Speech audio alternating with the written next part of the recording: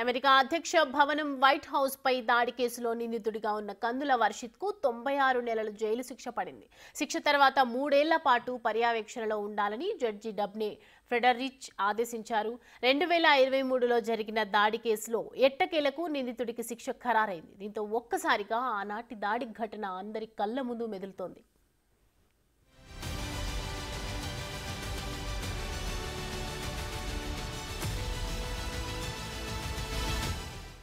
హైదరాబాద్లోని చందానగర్ ప్రాంతానికి చెందిన వర్షిత్ అమెరికాలోని మిస్సోరీ ప్రాంతంలో నివాసం ఉన్నాడు. వైట్ హౌస్ పై దాడికి ప్రయత్నించిన సమయానికి Varshith America green card holder కావడం విశేషం. అమెరికాలో ప్రజాస్వామ్య ప్రభుత్వాన్ని కూలతోసి నాజీ స్టైల్ ప్రభుత్వాన్ని తీసుకురావాలనే సంకల్పంతో అధ్యక్ష భవనంపై దాడి చేశాడు. ఒక ట్రక్ను అద్దెకు తీసుకుని అధ్యక్ష భవనం వైపు దూసుకువెళ్లాడు.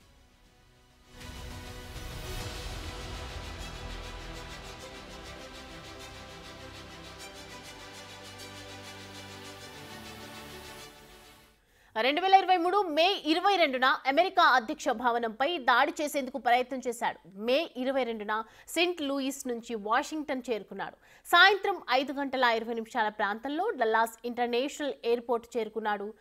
6:30 ప్రాంతంలో ఒక ట్రక్ను అద్దెకు తీసుకున్నాడు. కొంత సమయం పాటు షాపింగ్ చేశాడు. ఆహార పదార్థాలతో పాటు గ్యాస్ పరికరాలు కొనుగోలు చేశాడు. షాపింగ్ పూర్తయిన తర్వాత నేరుగా వాషింగ్టన్ డీసీ చేరుకున్నాడు. రాత్రి 9:35 సమయంలో వైట్ హౌస్ వైపు దూసుకువెళ్లాడు.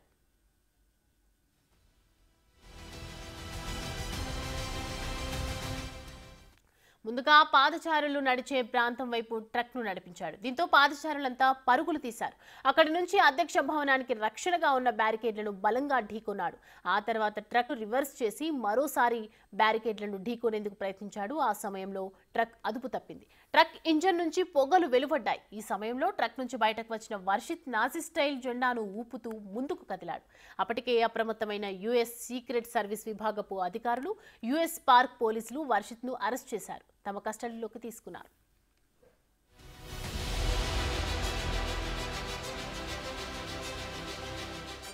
ప్రస్తుత ప్రభుత్వాన్ని కూల్చివేసి నాజీ స్టైల్ ప్రభుత్వాన్ని అమెరికాలో ఏర్పాటు చేసి తానే అధినేతగా కొనసాగాలని భావించినట్లు విచారణలో వర్షిత్ వెల్లడించాడు. తన లక్ష్యాన్ని సాధించేందుకు అమెరికా అధ్యక్షుడితో పాటు మరికొంతమందిని చంపేందుకు కూడా ఏర్పాట్లు చేసుకున్నట్లు వర్షిత్ వెల్లడించాడు. వర్షిత్ దాడి చేసిన కారణంగా కోట్లాది రూపాయల నష్టం వాటిల్లినట్లు నేషనల్ పార్క్ సర్వీస్ అధికారులు అప్పట్లో వెల్లడించారు. వైట్ హౌస్ పై దాడి చేయడానికి వర్షిత్ కొన్ని వారాల పాటు ప్లానింగ్ చేసినట్లు కూడా అధికారులు తెలుసుకున్నారు. విర్జీనియా ప్రాంతంలో ఉన్న ఓ సెక్యూరిటీ కంపెనీ నుంచి వాహనాన్ని అద్దెకు తీసుకునే ప్రయత్నం చేసినట్లు కూడా అధికారులు గుర్తించారు.